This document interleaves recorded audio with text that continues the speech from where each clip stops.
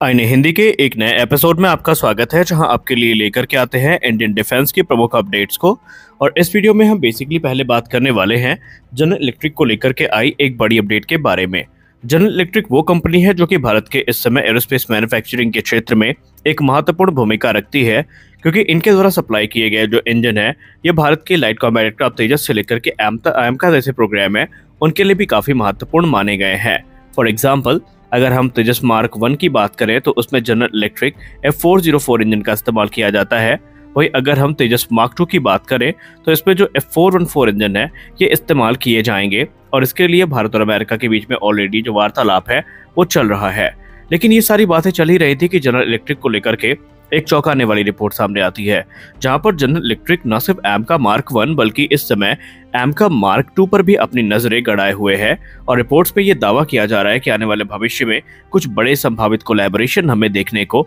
मिल सकते हैं। शुरुआत करते हैं F414 की कहानी से। F414 जो इंजन है ये ऑलरेडी भारत को मिलने शुरू हुए हैं, जिनका इस्तेमाल तेजस मार्क 2 के इनिशियल प्रोटोटाइप में होता दिखाई पड़ेगा। और आने वाले भविष्य में हमारे जो तेजस मार्क 1 की जो स्क्वाड्रन है मार्क 2 की जो स्क्वाड्रन है वो इसी इंजन से पावर्ड होंगी, और तकरीबन 200 की संख्या में जो एयरक्राफ्ट है ये भारतीय वायुसेना के द्वारा खरीदे जाएंगे। अब इतने बड़े ऑर्डर को देखते हुए जनरल इलेक्ट्रिक ने भारत को जो ट्रांसफर ऑफ टेक्नोलॉजी है इसके लिए भी हामी भर दी है, और भारत को तकरीबन 80% ट्रांसफर ऑफ टेक्नोलॉजी इस प्रोग्राम के अंतर्गत उपलब्ध करवाई जाएगी। यहाँ पर बहुत सारे कोर टेक्नोलॉजीज भारत को मिलेंगी, जिसकी सहायता से इंजन मैन्युफैक्चरिंग को आसान किए जाने का प्रयास किया गया है। अब ये जो प्रपोज कोलैबोरेशन है जनरल इलेक्ट्रिक और हिंदुस्तान एरोनॉटिक्स लिमिटेड के बीच में, ये सिर्फ एग्जिस्टिंग इंजन टेक्नोलॉजी तक ही सीमित नहीं है, बल्कि इस समय जनरल इलेक्ट्रिक ऐसी पॉसिबिलिटीज को भी एक्सप्लोर कर रहा है, जहां पर वो defence research and development organisation की संगत संस्था गैस टर्बाइन रिसर्च एस्टैब्लिशमेंट के साथ मिलकर के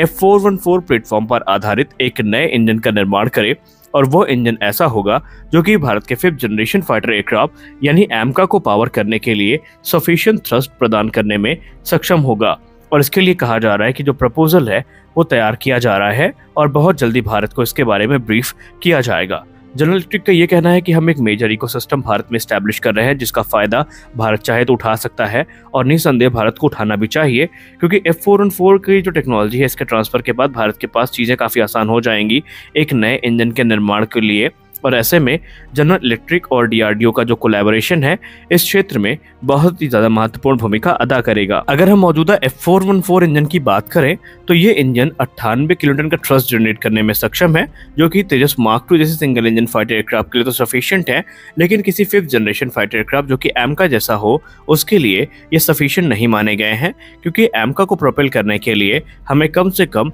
110 किलोन्यूटन थ्रस्ट क्लास के इंजन की ज़रूरत है, जो कि अभी उपलब्ध नहीं है। और इसी चीज़ को देखते हुए भारत किसी भी प्रकार से जो इंजन निर्माण की प्रक्रिया है इसको फास्ट ट्रैक करना चाहता है। हालांकि आपको बताते चले कि जो F414 IN-20 है या INS-6 है, इस पर आधारित एक अपग्रेडेड इंजन जनरल इलेक्ट्रिक के द्वारा प्रपोज किया गया है, जिसको लेकर वो ये दावा करते हैं कि 116 किलोमीटर तक का जो थ्रस्ट है वो जनरेट करने में सक्षम होगा। लेकिन एक्सपर्ट्स ये मानते हैं कि जब वो इंजन इंडिया की हॉट और ह्यूमिड कंडीशन में टेस्ट किए जाएंगे तो उसमें हमें जो परफॉर्मेंस ड्रॉप है ये देखने को मिलने वाला है। तो ऐसे में जनरल इलेक्ट्रिक ये कह रहा है कि वो एक नए डिज़ाइन और इनोवेशन के साथ में आएंगे, जहां पर उनका लक्ष्य ये होगा कि भारत में एक ऐसे इंजन का निर्माण किया जाए जो कि इंडिया की हॉट और ह्यूमिड कंडीशन को विथस्टैंड कर सके और परफॉर्मेंस ड्रॉप हमें देखने को ना मिले। अब ये जो हमें देखने को मिला है बड़ा डेवलपमेंट, इसमें वो कई एडवांस टेक्नोलॉजीज़ को इंट्रोड्यूस करना चाहते हैं। इसमें हमें एडवांस जो या इनहैंस ड्यूरेबिलिटी इंजन देखने को मिलेगा, जो कि एक बड़ा अपग्रेड होगा।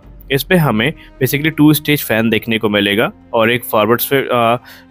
स्वेप्ट ऑल ब्लैक डिज़ाइन देखने को मिलेगी। और ये जो इंजन होगा इसको लेकर के कहा जा रहा है कि 10% इंक्रीज थ्रस्ट के साथ हमें देखने को मिलेगा। इसके अलावा जो फ्यूल रिडक्शन है इसको भी तकरीबन 4% तक कम किया जाएगा। कुछ रिपोर्ट तो ये भी कहती है कि ये जो स्पेसिफिक फ्यूल कंजम्पशन है और इसकी पावर कह सकते आउटपुट है, इसमें हमें 20% तक का जो बूस्ट है वो देखने को मिल सकता है। यानी जो फ्यूल रिडक्शन है वो 4 से 5% तक कम होगा, और जो थ्रस्ट है वो 10 से लेकर के 20% तक बढ़ सकता है करंट F414 से, अगर इसको कंपेयर करें। और ये जो इन्हेंसमेंट है ये जनरल इलेक्ट्रिक F414 EDE यानी कि इनहैंस ड्यूरेबिलिटी इंजन है, ये भारत के लिए काफ़ी महत्वपूर्ण हो सकता है। हालांकि यहाँ पर चीज़ें पहले भी जनरल इलेक्ट्रिक के द्वारा कही गई थी। आपको पता होगा जब जेट इंजन की बात हुई तो जनरल इलेक्ट्रिक ने शुरुआत से कहा था कि अगर भारत F414 इंजन की जो डील है इसको फाइनलाइज कर लेता है बड़े पैमाने पर, तो भारत के पास क्रिटिकल जो इंजन टेक्नोलॉजी है इसका एक्सेस होगा और एमका प्रोग्राम के लिए भारत के लिए गेम चेंजिंग स्टेप साबित हो सकता है।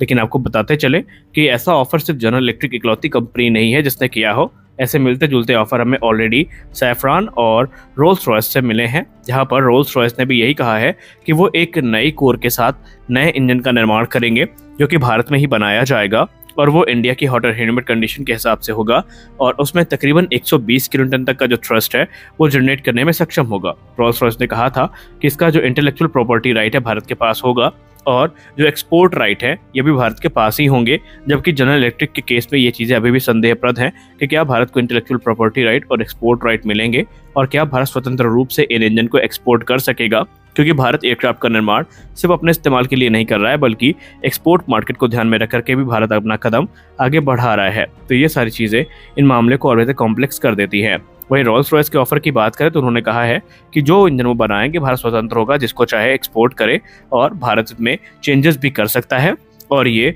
मॉडुलर डिज़ाइन फिलॉसफी के साथ में होंगे, यानी आने वाले भविष्य में अगर किसी मॉडिफिकेशन या अपग्रेड की ज़रूरत पड़ती है तो हमें एक्सटेंसिव मॉडिफिकेशंस नहीं करने पड़ेंगे और ये चीज़ें आमतौर पर काफ़ी ज़्यादा महत्वपूर्ण हो जाएंगी। इसके अलावा अगर हम सैफरान की बात करें तो उसे इस क्षेत्र में सबसे प्रबल दावेदार माना जा रहा है और कहा जा रहा है कि शायद संभावित है कि जनरल इलेक्शन के बाद जब सरकार का गठन होगा तो उसी के बाद जो कुछ बड़े डिसीजन है उसमें जेट इंजन का भी डिसीजन होगा और वो लिया जा सकता है। सैफरॉन ऑलरेडी भारत में अपने इंजन एमआरओ फैसिलिटी को स्टैब्लिश कर चुका है जो कि अगले वर्ष से ऑपरेशनल हो जाएगी, जहां पर राफेल के M88 इंजन को एमआरओ सपोर्ट प्रदान किया जाएगा, यानी मेंटेनेंस, रिपेयर और ओवरहॉल सपोर्ट प्रदान किया जाएगा। और उनका कहना है कि वो इस समय भारत के साथ मिल करके एमका के लिए 120 से लेकर के 130 किलोटन थ्रस्ट क्लास का जो इंजन है वो विकसित कर सकते हैं। हालांकि ये इंजन M88-4 पर आधारित हो सकता है, लेकिन इसमें एक नई कोर हमें देखने को मिलेगी। इसके अलावा वो ये भी कह रहे हैं कि जब तक ये इंजन बनके तैयार नहीं हो जाता पूरी जिम्मेदारी सैफरान के कंधे पर होगी।